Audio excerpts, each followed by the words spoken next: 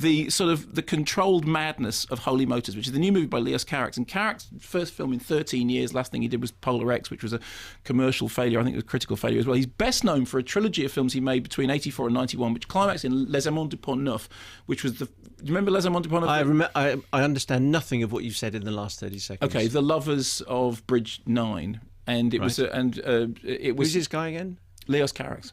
Okay. And he was then considered to be the wunderkind of French cinema, an extraordinary piece of work. And then wunderkind is German. They must have. For heaven's sake, Garçon formidable. Les garçons formidables de le cinéma français. You can't be a wunderkind of French cinema, can you? I think you can. Okay, so here's the setup. Longtime muse Denis Lavant, who basically was described by Carax thusly. He says, like cinema himself, Denis comes from the stage, the fairground and the circus. His body is sculpted like one of those athletes chronophotographed by Marie. And when I film this body on the move, I feel the same pleasure I imagine Muybridge felt watching a galloping horse. So he talks about the beginning of cinema. And at the beginning, we get this montage, which is very like those very early images of the human body moving.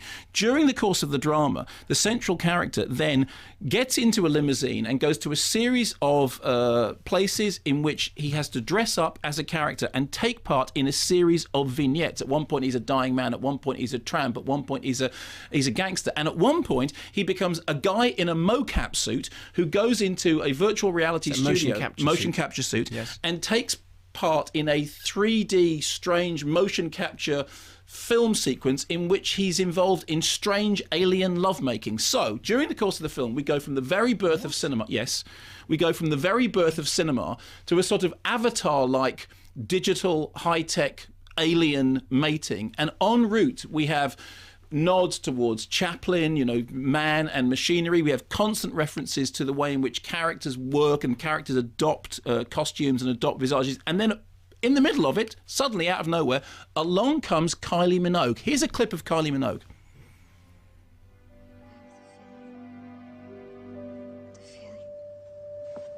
Who were we?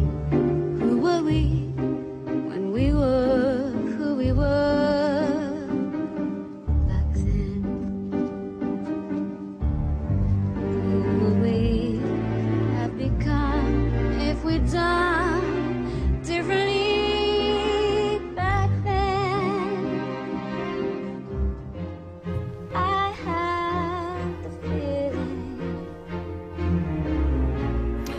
So, okay, A little bit of Kylie. Kylie Minogue dressed, incidentally, and I don't want to just literally name check all the references, but Kylie Minogue dressed as, you know, iconic. It's an iconic cinema reference, and the film is absolutely. What I'm not going to say. Well, you're reviewing the film. I don't know what you. Yeah, but I'm okay. If you start, here's the problem with this.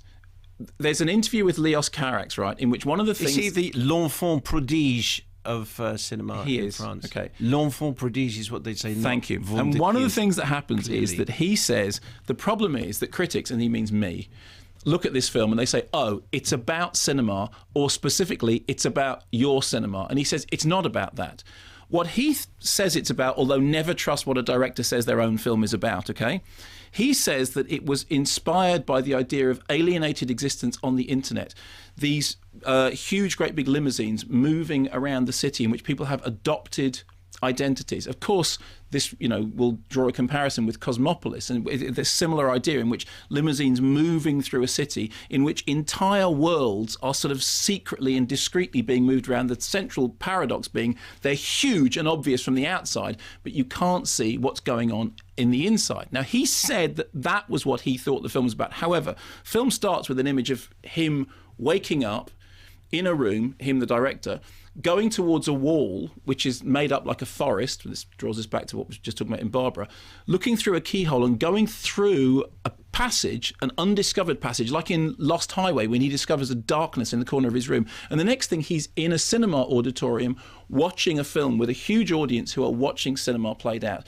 So many contradictions and so much to talk about in the film. I understand we only have 3 minutes. Not least them are this. Firstly, well, you just keep going, okay, and then when the music starts, stop. Fine. Okay. Carax has always said that he hates digital photography. He said a digital camera is not a camera; it's a computer.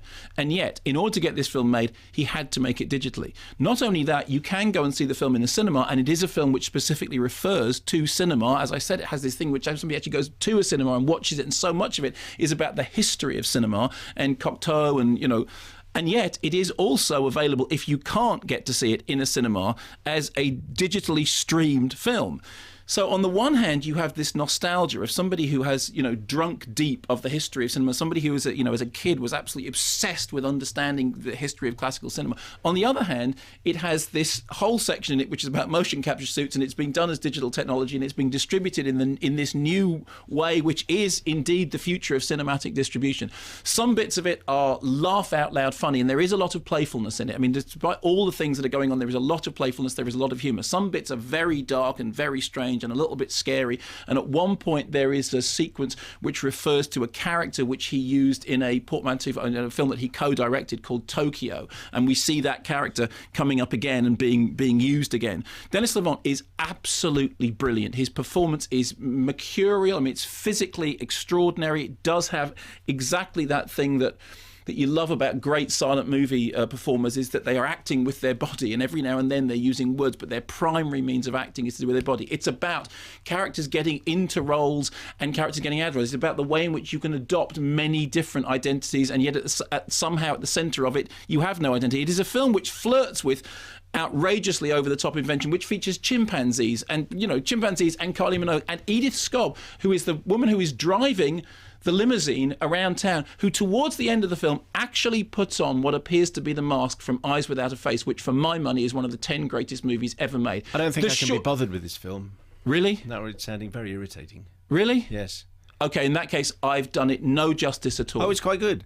Yes. Oh, I see. What do you mean, it's quite good? Well, it's all of those things, and you may well look at it and go, I'm sorry, who's the chimpanzee? What's the thing? Why is she dressed as Jean Seberg? What is all that about? I really enjoyed it. It's great to see Carax back again. It is barking, but it seems to me to be barking with a purpose. But all I can tell you is, having said that it's barking with a purpose, Carax has specifically said that purpose is not what the purpose of the film is.